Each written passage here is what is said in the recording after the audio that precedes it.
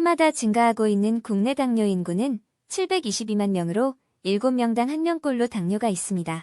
당뇨병은 인슐린의 분비량이 부족하거나 정상적인 기능이 이루어지지 않는 등의 대사질환의 일종으로 혈중 포도당의 농도가 높아지고 고혈당이 나타나게 되는데요. 즉, 고혈당으로 혈관 속 혈액의 당분이 많아 끈적끈적해지면서 여러 가지 증상을 일으키게 됩니다.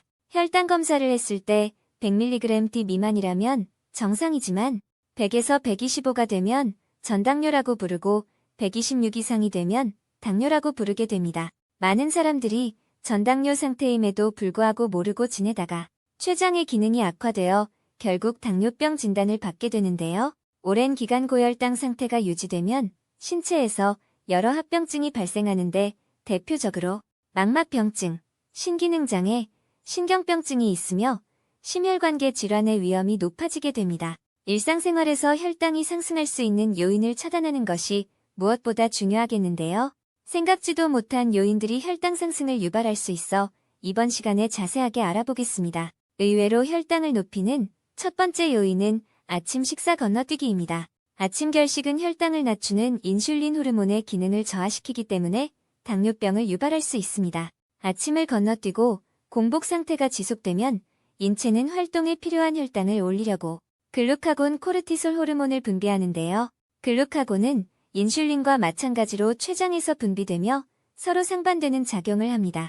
따라서 잦은 아침 결식이 글루카곤 활성도를 높이면 인슐린 분비 기능은 떨어지게 됩니다. 실제로 하버드 공중보건대에서 성인 남성 29,206명을 16년간 관찰한 결과 아침 결식군의 당뇨병 발생률이 21% 높았습니다. 일본 나고야대 연구팀이 중년 남녀 4,631명을 9년간 관찰한 결과에서도 아침 결식이 당뇨병 발생률을 73% 증가시킨 것으로 나타났습니다.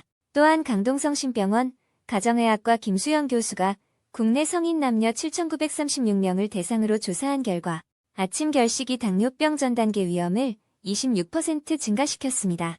당뇨 환자라면 아침 식사 메뉴가 중요한데요.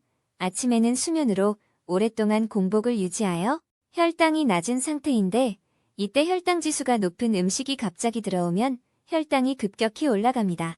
밤새 간에서 만들어낸 혈당과 뱃살에서 나오는 지방산으로 버틴 몸이 아침에 들어온 음식물을 마구 빨아들이기 때문인데요.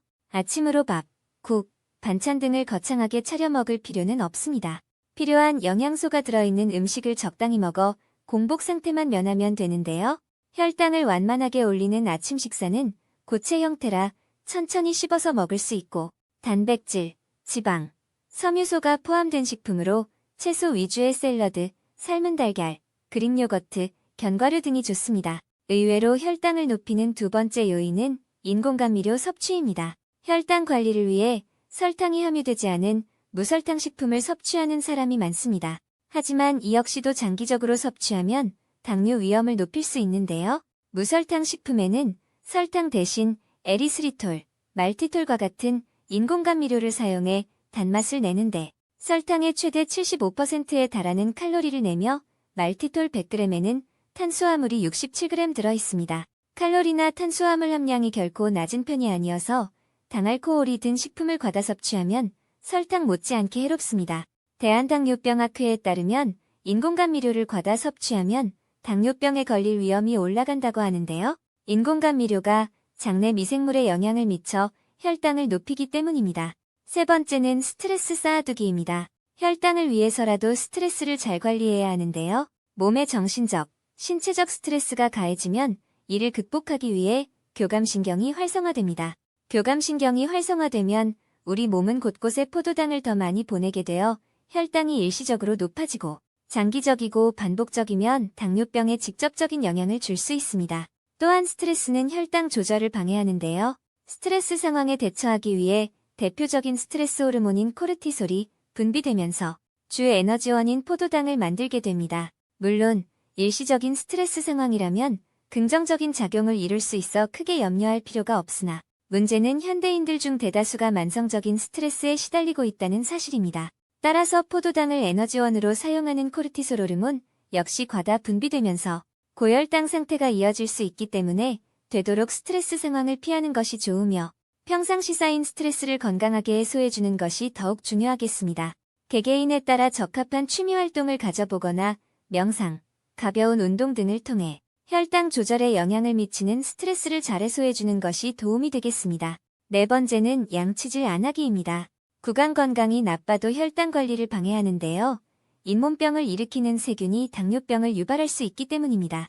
치아 세균이 혈관에 염증을 일으키면 혈관이 떨어지면서 포도당 대사에 문제가 생기게 되는데요. 세균이 혈관을 타고 췌장으로 이동해 인슐린 분비 세포를 파괴할 위험도 있습니다. 이대서울병원 연구에 따르면 51세 이하 성인 중 하루에 양치를 한 번 하는 사람의 당뇨병 위험은 2번 하는 사람보다 10%, 3번 하는 사람보다 14% 높았습니다.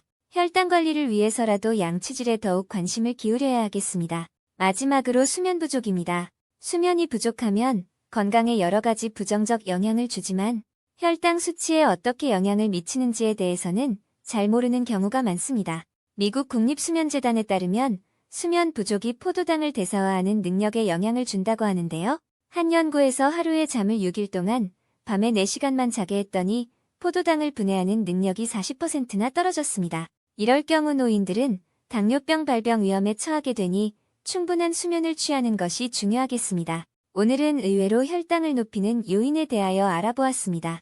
오늘 영상이 도움이 되셨다면 좋아요와 구독을 눌러주시고 소중한 분께 이 영상을 공유해주세요. 오늘도 건강하고 행복한 하루 되세요.